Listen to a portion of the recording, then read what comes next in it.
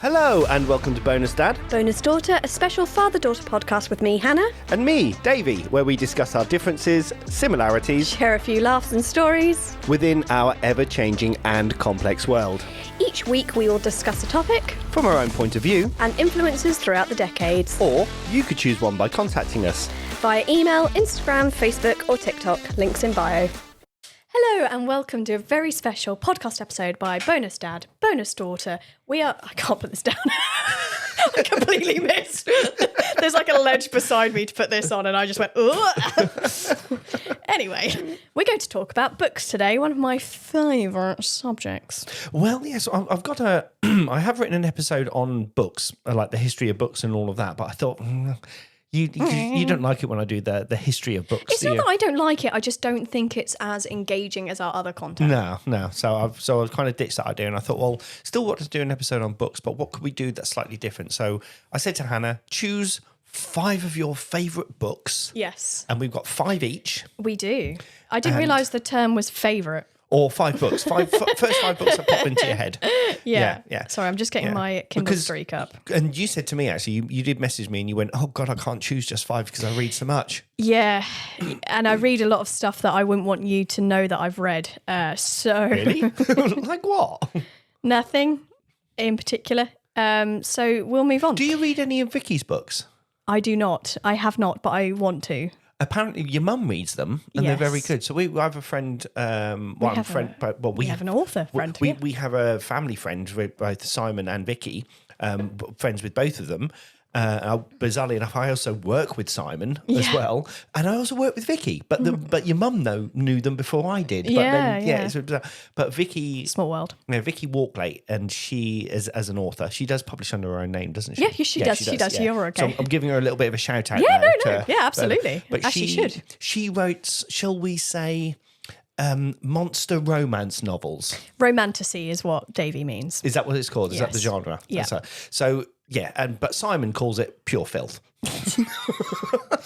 I will read hers, yeah. Yeah. It is up my street. Not so much the monster stuff. I want to read her. She's got like a vampire type series. Yeah. I want to read that. Yeah. Yeah. But she's very good and she's very published. So I've heard. I haven't read anything yet, but I will. It's next on the list. I'm just through a massive series at the moment. I wrote a short story and I sent it to Vicky and I went, Vicky, could you edit this for me, please? And she did, bless her. She edited it for me. Nice. So, yeah. But no, she's very good. Yeah. But what other sort of stuff do you read then, Hannah? I read all sorts of shit. And less said about that, the better. I have gone with very clean books. Okay. Yeah. Okay. Well, one of them, not so much. But Is it like the famous 5? Enid Blyton. Roald Dahl. Fantastic Mr. Fox. I do have one young adult series on here because I couldn't not put it on there. Yeah. But yeah. Oh, I think I might know which adult series that is. I think you do. Young adult series. Yeah. Yeah. So I think I know one. So think you do. Quick question though, before we do dive fully into the 5 books each. Mm-hmm. Kindle or book? Kindle. Kindle? The reason I am a Kindle user, and I do get what people say, yes, the book is lovely to turn the page. Yes, it smells great. I get all of those things. But you do not know how useful a Kindle is when you are frickin' blind as a bat. You can enlarge the print. It's backlit. You can choose your font. You can choose whatever you want to do with it. You can choose how you want it laid out. Portrait, landscape. You can't do that with a book. Yeah, you can't. So... Kindle. I will always be a Kindle user and a fully Kindle. I'm not Kindle on my phone unless I'm really in a bind. But yeah, Kindle. I'm going to do something really controversial. Oh no. I'm going to change one of my books on the hop. On the hop? On the hop, yeah, because I got 4 and I was like, oh, and the 5th one, the first book popped into my head for the 5th one. I was like, oh yeah, I'll put that one in. But because I've just said Kindle or book, I just thought, actually, I've just realised there is another book that I really enjoy reading. The reason why that reminded me is because I was going to take that particular book away on holiday with me, and that was the first book I ever took as a Kindle. Oh, nice. Yeah, so I get the allure of a Kindle. I think with a Kindle as well, I'm one of these people, and a lot of people hate this about me, which is absolutely fine. I have a couple of books on the go at the same time. So I normally have a fiction, a non-fiction, and then an autobiography on the go. Yeah. Although I haven't got an autobiography on the go currently as it stands, but I do have a non-fiction one, which is normally some sort of psychology text of some sort. At the moment, So you're talking like a not a story-led book, but more of a informative book. Or life, like... What's the type of book? Like a self-help book, I guess. It's not a self-help book, but it's more to do with... it's really hard to... I don't really want to reveal what it is. No. It's hard to say what it is. Is it psychology or philosophy? Psychology. Psychology. Yeah. Psychology based. But it's not a self-help book. It's just related to a particular section of psychology that I just really enjoy. Okay. So I guess it's more of a factual book. Factual work. Yeah. Do you want to do your one first, or do you want me to go I can first? do mine first. Go on then, go for it. So it would be weird for me not to talk about books and not mention Sarah J Maas. So I thought I'd just get her out of the way first. Sarah J Maas is a really famous author at the moment. She is hot tot at the moment. She's what? Hot tot. I don't know. Hot totty. Yeah, she's hot on the blocks, man. I don't know. She's hot at the moment. See, hot tot to me. I thought you'd say hot toddy, which is whiskey in hot water. Yeah, no. She's just hot on the press at the moment. She's actually the same publisher as J.K. Rowling, which is Bloomsbury. Bloomsbury. Yeah. So yeah. And kind of my passion for reading most recently has come from her books. So she has a really famous series called A Court of a Thorn and Roses. Yeah. ACOTAR. Then she has another series called Throne of Glass, and she has another series called Crescent City.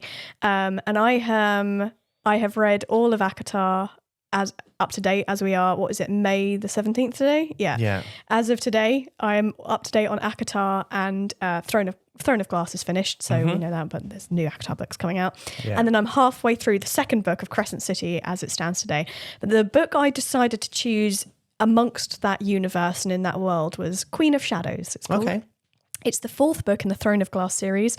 I'm one of these weird people, and I think I'm in the minority here, that I prefer Throne of Glass to ACOTAR.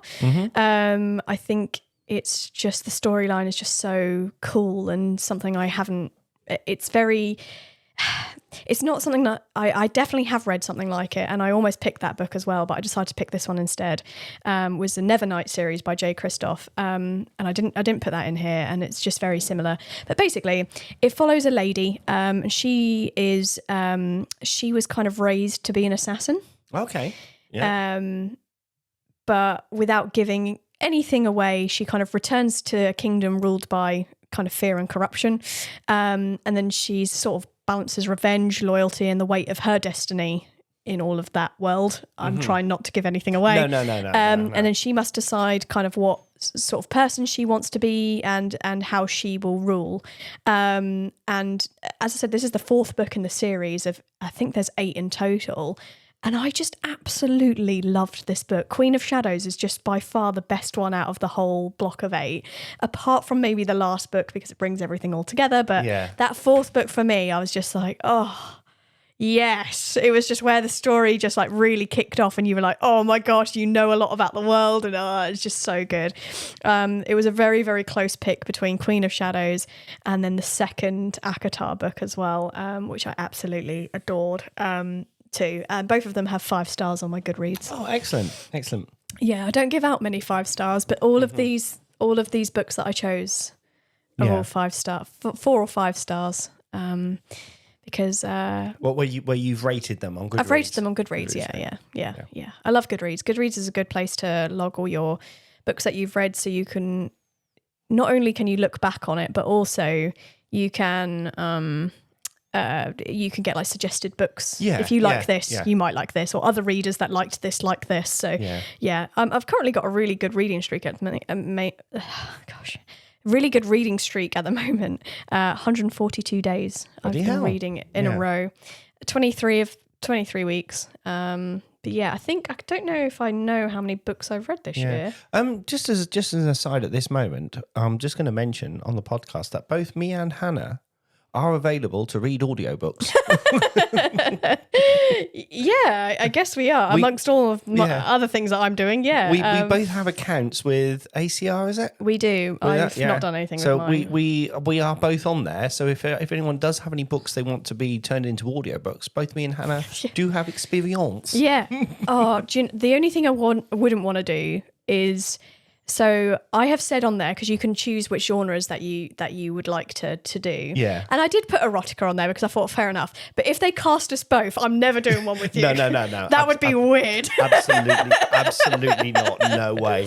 That would just be the weirdest thing. I was like, I don't really mind reading erotica, but I was a bit like... Yeah. There was a part of me that was like, do I click it? Don't I click it? And I thought... Oh, I might get more auditions if I click it. That's why I was like, yeah. I just clicked all of them. I didn't click all of them, actually. I was a bit selective with what I chose. Yeah, no. I thought, I might get more auditions this way. I'll read anything. It's hot off the press at the moment. I'll read anything. It's very, yeah. But yeah, I chose Queen of Shadows, one of the Throne of Glass books, because I just thought it was amazing. I enjoyed the entire series, actually, of it, and it literally had me in a chokehold for months, the whole series. And now I'm on her last series. Yeah, come to an end soon. Oh dear. And I'll have to cry. Mm. Yeah. Well, my first book is a book that I read at school. Oh, and Skellig. It's It's one of those books where they make you read it as part of your curriculum, and I don't think I really fully appreciated it at the time. Can I guess what it is? Go on. Can I have 3 guesses? Go on. Lord of the Flies. No. To Kill a Mockingbird. Nope. Dun, dun, dun, tick tock, tick tock. What you thinking? Oh, they were like my. But I went. Remember this type of school that I went to? Oh yeah, you went to a posh boy school. Yeah. What did you read? Well, quite a few people. The Tombs of the Bible. No. Oh God, no. Yeah, we did. You did. I know you did. Yeah. 1984. Oh, George Orwell. George Orwell. So I read it when I was quite that? young, and I mean, I think that is on most people would have read that at school. I didn't. You didn't. You didn't read it, but I read it at school, and I didn't really fully appreciate it until I read it again after I left school. And for those of you who don't know, as Hannah said, it's a book written by George Orwell. And it's probably the most defining dystopian novel. I was going to say it's dystopian, isn't it? It's very dystopian. Of the Handmaid's Tale situation. Oh, 100%. Yeah. Yeah, you got like, you can throw 1984 in with The Handmaid's Tale quite in this, absolutely in the same genre. So what it's about, it's, without giving too much away, it's about a guy called Winston. His name's Winston Smith. And he's a very kind of low-ranking worker in a place called Oceania. So the world is split up into 3 places: Eurasia, East Asia, Oceania. And throughout the book and the film, you can watch the film. The film is amazing with John Hurt in it as well, playing Winston, and Richard Burton is in it. Okay, and it's very much about how government controls people. Is what the book's about. The society is ruled by the party, and its symbolic leader, Big Brother. Yes. And that's where Big Brother comes from. Big Brother is always watching you through CCTV. Big Brother's always watching. And also where the television program Big Brother came from. Got its name from? It's all derived from 1984. Oh, damn. So what he does... It had a massive cultural influence then. Yeah. Even today. 100% it had. Yeah. Now, everybody... I mean, even in the morning in the book, everybody gets up and has to do... exercises in front of this telly, and on this telly people are watching you as much as you're watching the telly, and you've got this big image of Big Brother on the thing. It's a real story about paranoia. It's what Winston does. I mean, it's very similar to his other writings. Like, I've read Animal Farm fairly recently. Very simple. He's got a different kind of mind for that sort of thing, isn't he? Yeah. I mean, his world building is insane. It is absolutely insane. And when you look at the major themes that are running through the book, because I won't say anything too more about it. It's all about greed and power, isn't it? Well, it's about you got surveillance and privacy. Yeah. As fundamental. Manipulation of the truth and how history is constantly being rewritten. Exactly what Animal Farm was about. Exactly. Yeah. I mean, even like in the war, it's like Oceania says East Asia is our enemy. Eurasia was always our friend. And then later on in the book, it's like, Eurasia is always our friend, and East Asia, it switches around, and it says, but they were always our friend, and it's constantly changing the truth, so you don't know where you are. Which is, look at the bloody world we live in now. Yeah. Language as control. This thing called Newspeak. So they stopped the language and made people speak a certain way. Yeah. And of course, fear as a political tool. But there are also things like Big Brother in today's society. The words doublethink, thought police, and even Room 101 comes from 1984. So it's really, really good. The whole thing, it is very bleak. It's claustrophobic and intense. And it's very psychology driven. Yeah. So it's not a book to read for happiness. But if you want to... Animal Farm was not a happy read either. Although I enjoyed the audiobook because the person that was doing the audiobook made all the animals speak in different voices. And it was really cool. Yeah. Animal... was it Everyone is Equal, but some are more equal than others? Yeah. It's from Animal Farm. Yeah. But, Orwell was... I laughingly said, when Orwell wrote 1984, he wrote it as a warning, not as an instruction manual. Yeah. Yeah. But 1984 was my first one. Yeah. Your second one? My second one is a book called The Starless Sea. It's by a lady called Erin Morgenstern. She also wrote another book called The Night Circus, which is, by the way, equally as good. The only reason I chose Starless Sea was because I just really resonated with the story a little better. So basically it takes kind of place. This guy finds a book about his own childhood in a random place. Yeah. And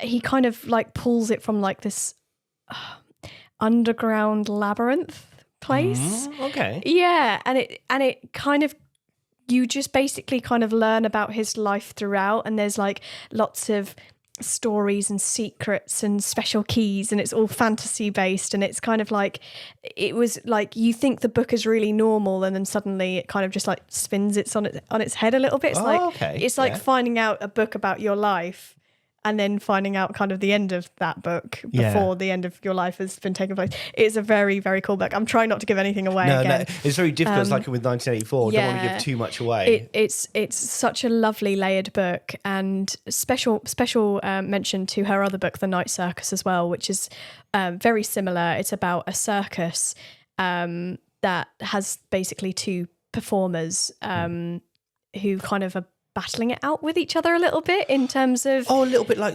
Black Swan?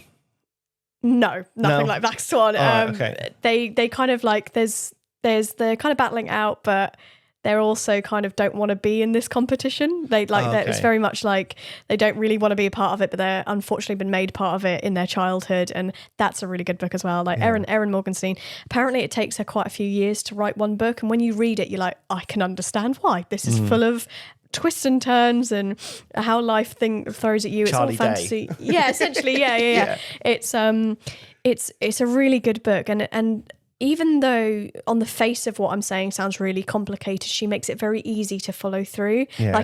There was not a part of me that ever gone, I don't know what's going on here. It's just there's just lots of little things that crop up every now and then. It's written kind of almost in letter format as well. Starless Sea, it's all in these letters. Whereas The Night Circus is written, some of it is written from your perspective going into the circus, which is so cool. It's with your scarf wrapped around your neck and you can smell the sweet popcorn in the air and things like that. So it kind of takes you through the circus. But then you also get the two people's stories throughout as well. And it's really, really, I've never seen anything quite written that way before. Both, what's it called when you write in letters? Correspondence? Yeah, okay, yeah. It's not that, but yeah. We'll call it that, yeah. You see correspondence, but you also see there's someone else's story kind of taking place as well. It's really cool. It's really cool. So one of my books that a bit like Dracula was all letters. Frankenstein's all letters. Right, that's one you've chosen then. You can do that one next. Yeah. Frankenstein was letters as well. Frankenstein was letters, yeah. I can't remember what it's called when something's written in letters. There's a special name for it. I don't know what it is, but it's very clever. You can go to your next one if you wish. So it's on a similar thing like that. George R. Martin does in The Song of Ice and Fire, because each chapter is done from the perspective of someone different. Ooh. A bit like that film where they all run and go... Yeah. I mean, Song of Ice and Fire is difficult to read. I mean, I've obviously watched Game of Thrones, but I started reading the first book. I gave up after a little while. I was like, it's too big. It's called an epistolary novel, and I did know that. Okay. I nearly said episodically is what I almost said. Epistolary, yeah. So my next book is Dracula. No, it's not. No, it's on there, but we'll come to that in a little while. But I chose a book where I was just at work, and it must have been about 15 years ago. Okay, a long time ago. And we used to have a Waterstones. It's gone now, but we used to have Waterstones. And I walked in there to have a little look to see a book to read, to buy another book. This was like before Kindles. This is how long ago this was. And I was on this book. It just says Book of the Week, and it was just on there. And I thought, I'll give it a go. Never heard of it before. It's a book called Perfume. Oh, right. And so I read it, and from the very first paragraph, I'm like, this is good. And it's brilliant. So what Perfume is about, it's written by a guy called Patrick Süskind. And it's very strange. It's very unsettling. And it blends horror, philosophy, and sensory storytelling. So what it's about, it's about a guy called Jean-Baptiste. And he's born in 18th century Paris. And everything stinks. Obviously, Paris is, but he's almost got like a supernatural sense of smell. Oh, right, interesting. And he can identify thousands of scents in every single. So he just needs to walk in a room, smell, and you wouldn't be able to smell anything, but he would be able to smell the wood and know what was in that wood, even the varnish and that. So it's he can literally smell. Is he a carpenter? To everything is intricate now. But what he ends up becoming is a perfumer. Oh, yeah, makes sense. And he makes perfumes. Interesting. But what he ends up doing, he becomes obsessed with capturing the essence of beauty through smell. Oh, okay. And that obsession evolves into something very dark. Oh. It is very, very good. Basically, like a love potion situation. He wants to. Is it a romance or no dark romance? No. Oh no, he wants to create the ultimate fragrance. Right. But I'm not going to say what that ultimate fragrance will do. Oh, okay. Yeah. I get you. And but the themes within it, it's about obsession and genius, identity and humanity, the power of sensory experience, isolation as well, mixed with alienation. But what is really good about that book, when I say from the very first paragraph, the entire first page is him walking down a street, smelling one thing and explaining what he can smell. Oh, damn. So the imagery within that was the way he describes the smells and the fragrances. It was like, wow, this is really good. Yeah. Really, really good. Cool. And yeah, as I said, why it's famous is the book is known for making smell feel vivid through language, which is extremely difficult in literature. That's why perfume adverts are so weird. Yeah. Because you can't sell a smell. Yeah. And it says here, readers often remember the atmosphere more than the plot itself. Yeah. And, yeah. I bet they do. They do. It's very good. It's very poetic, grotesque, and very unsettling. Damn. It's very good. Yeah, it's just called. Well, this might give it away a little bit because in the title, but it says Perfume. That's the name of the book. Perfume: The Story of a Murderer. Ah, I see. That's the name of the book, and it is brilliant. I've read it. I've read it a couple of times, but it's right purely just for the language and the way it's written. Yeah, very, very good. Damn. Ready for my next one? Yeah, go for it. Go for the next one. Super. So this one is probably the one you have guessed. This is the young adult series by James Patterson. Yes. It's a fast-paced sci-fi adventure called Maximum Ride. Maximum Ride. It's basically about these genetically engineered children that can fly, and essentially it's their coming of age, I guess, and them kind of trying to survive being genetically modified. Basically what heroes should have been. Yeah, kind of. Yeah.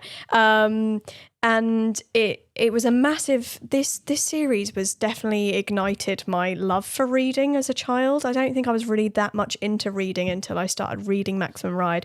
You used to love them because your mum used to read James Patterson books and you found days. Cover to cover. Like I've read this series probably 4 or 5 times in entirety. And I just find it so there's a badass female character which you just didn't get at that time. Like even I know the world is changing now, but back when I was reading this series, you didn't get many like female badass characters, not really in media as much.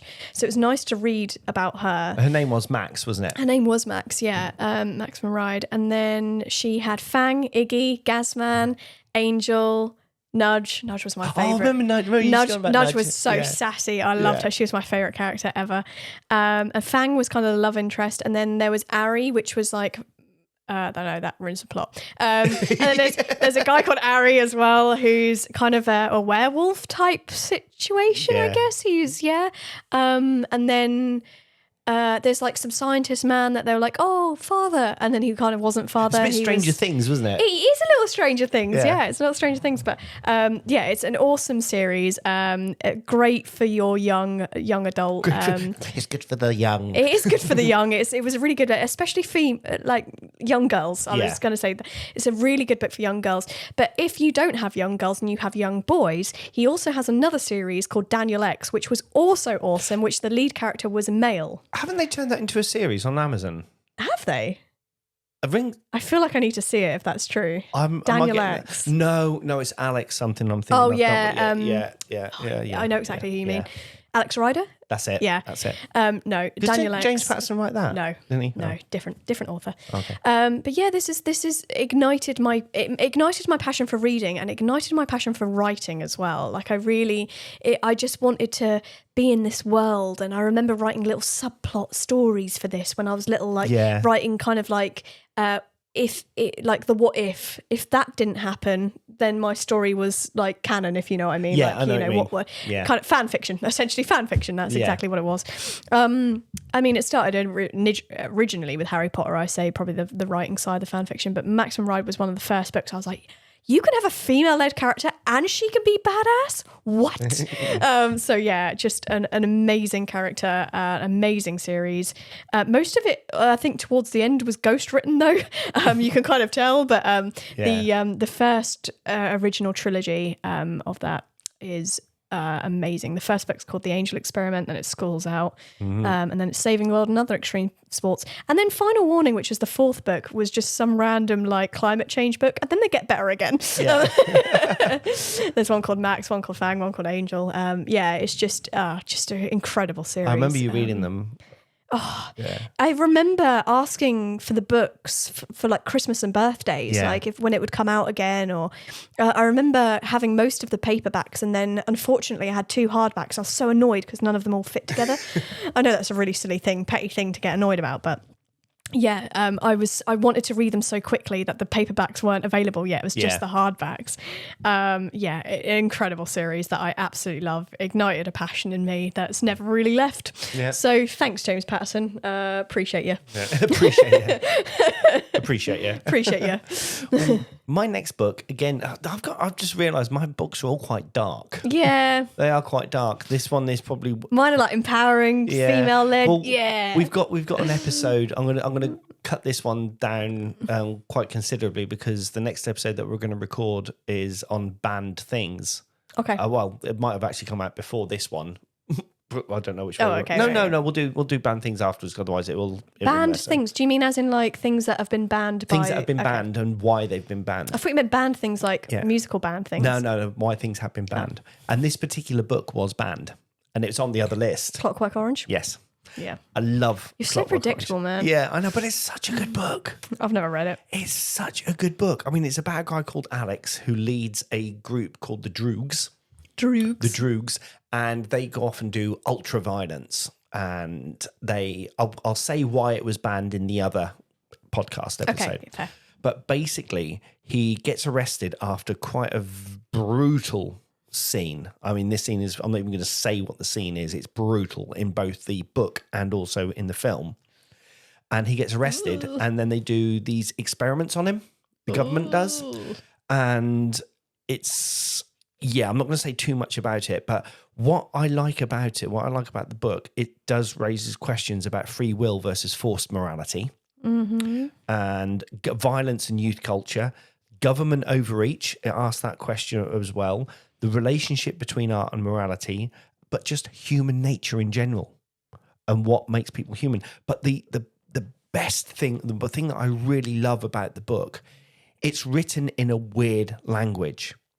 It's written in a mixture of almost like Russian and English. Okay. And when you start reading it, you're like...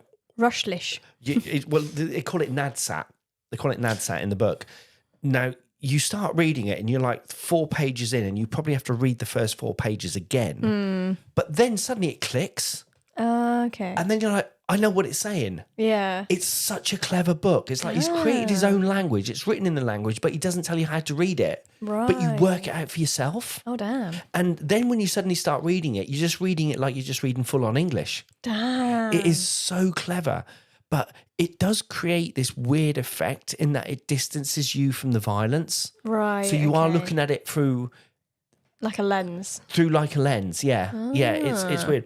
But it also, the other thing it does, it pulls you into their mindset. Damn. And how they think. It is quite funny in places. It's got humorous parts. It's got, I mean, when he's like, it's little things like he calls eggs eggy weggies.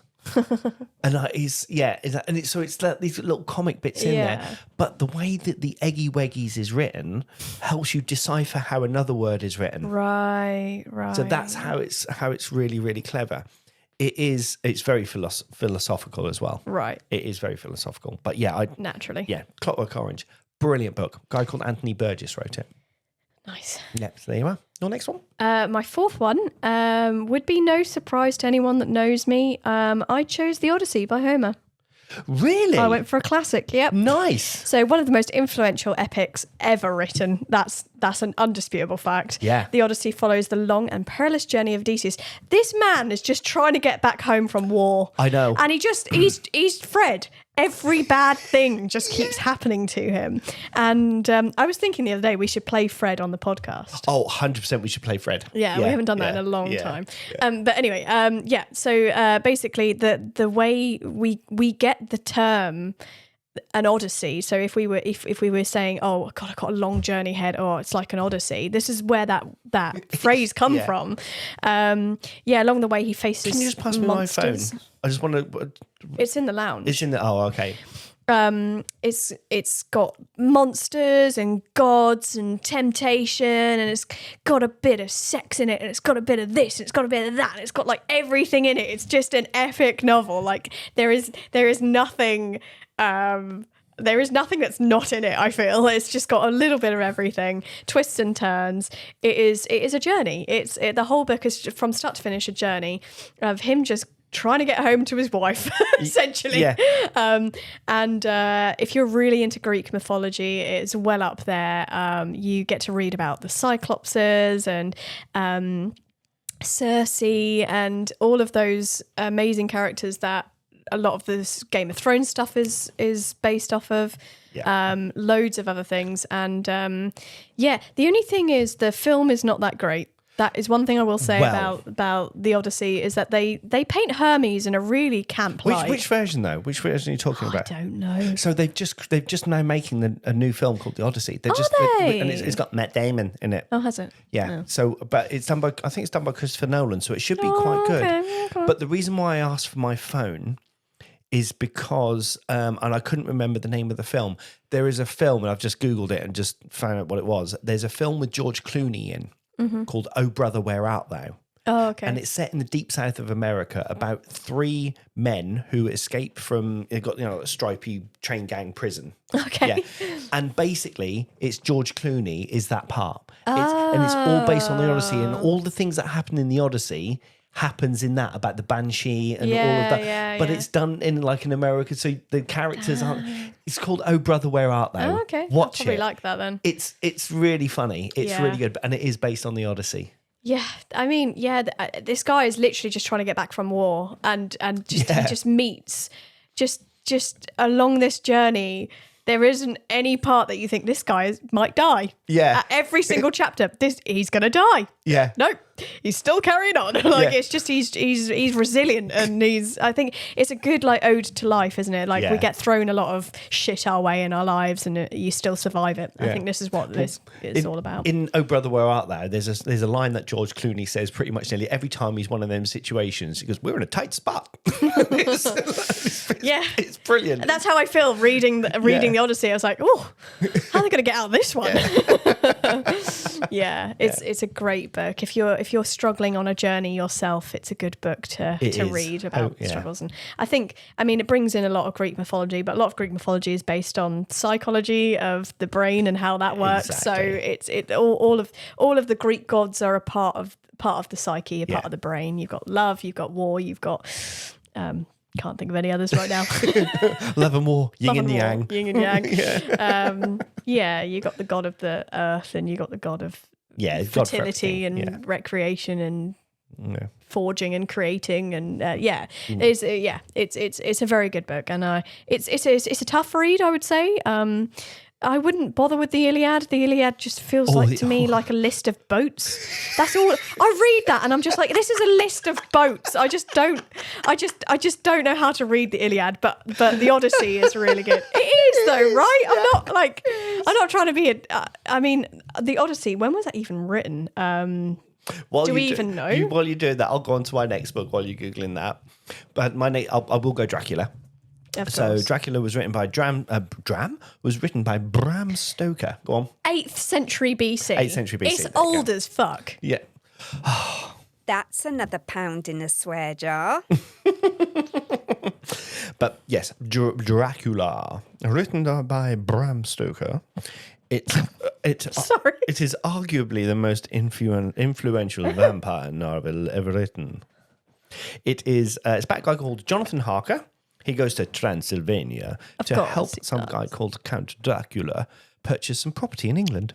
Oh. In Whitby.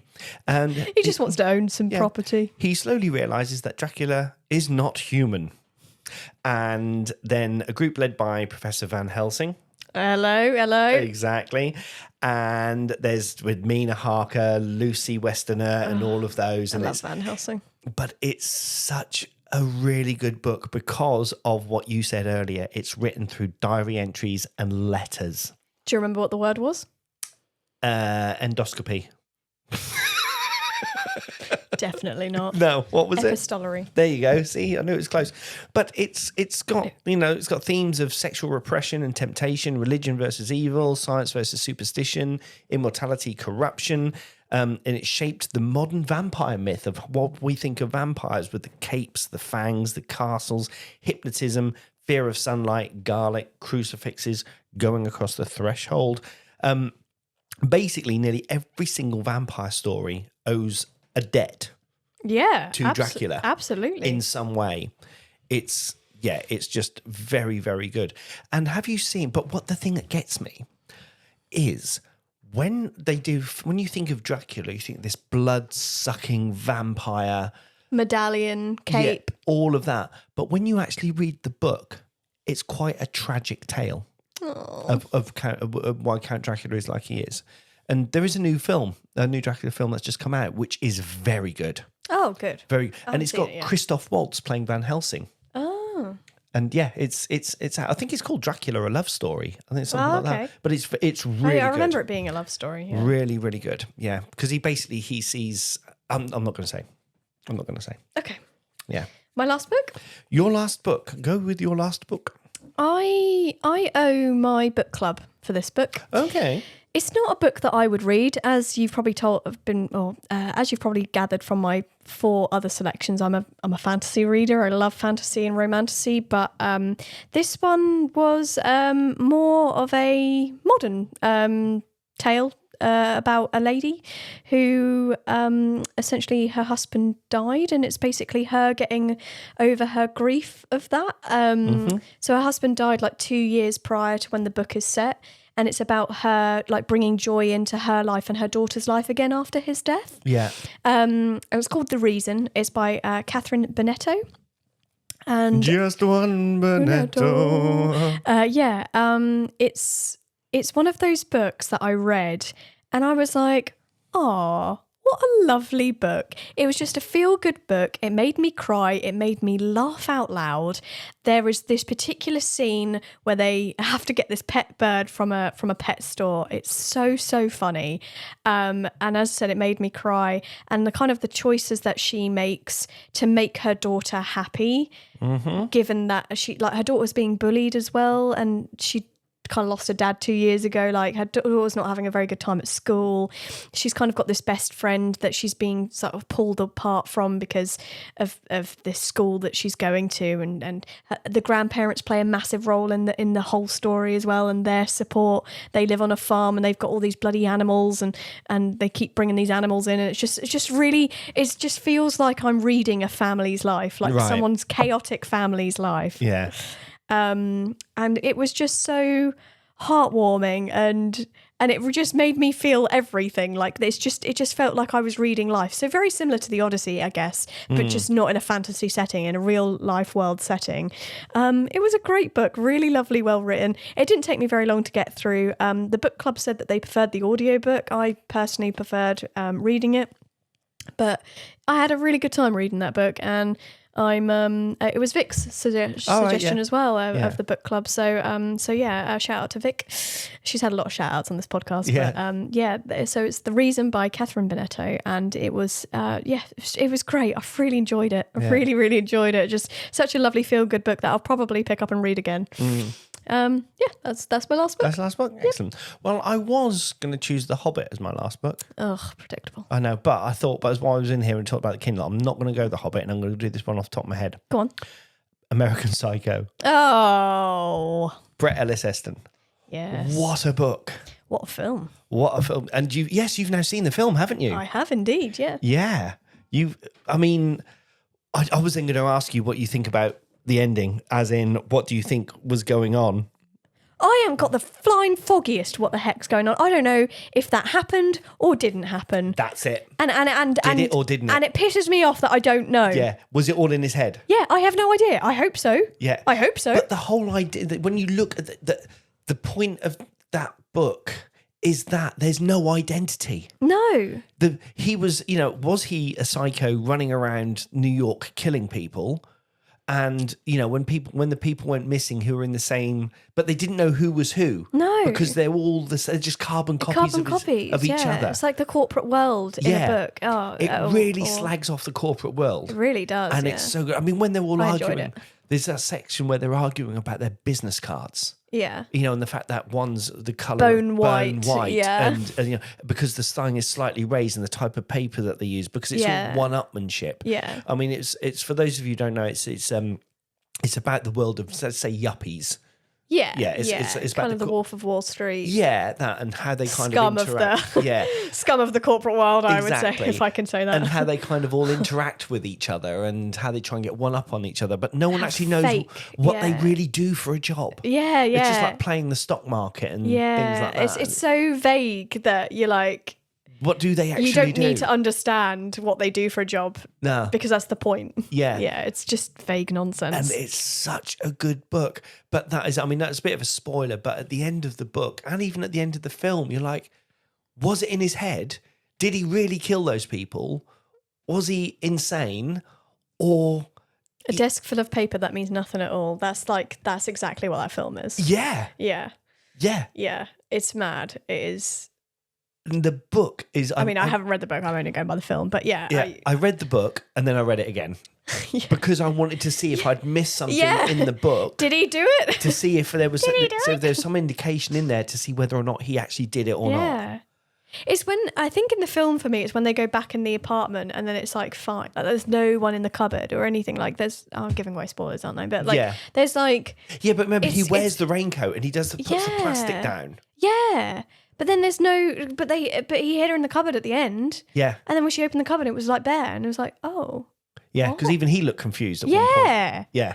Weird, man. Yeah, Weird. it's such a good book. It's either that or it's fantasy. Like that's his fantasy. That's what he wants to do, but doesn't act upon it. Yeah. That was my guess. Yeah, because they were all looking for Jared Leto's character in the film.